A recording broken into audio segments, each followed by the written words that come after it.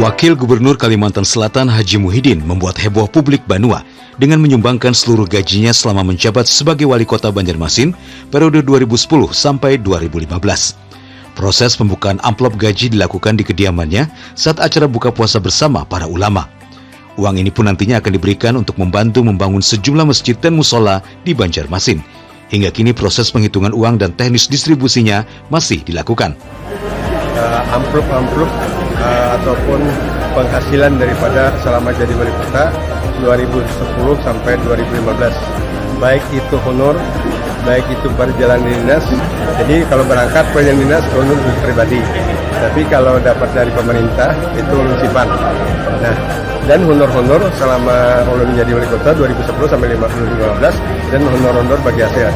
Nah, inilah saat ini rekan-rekan menghitung daripada amplop yang banyak.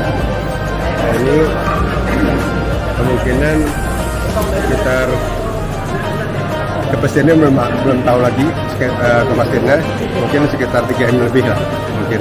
Nah, ini akan disumbangkan kepada masjid dan musala yang ada di kota Banjarmasin dulu, karena kebetulan kita waktu itu jadi wali kota Banjarmasin. Rencananya Muhyiddin akan mendata beberapa buah masjid atau musola yang akan diberikan bantuan. Dari Banjarmasin, Alif Hidayatullah, Kalsel 1net.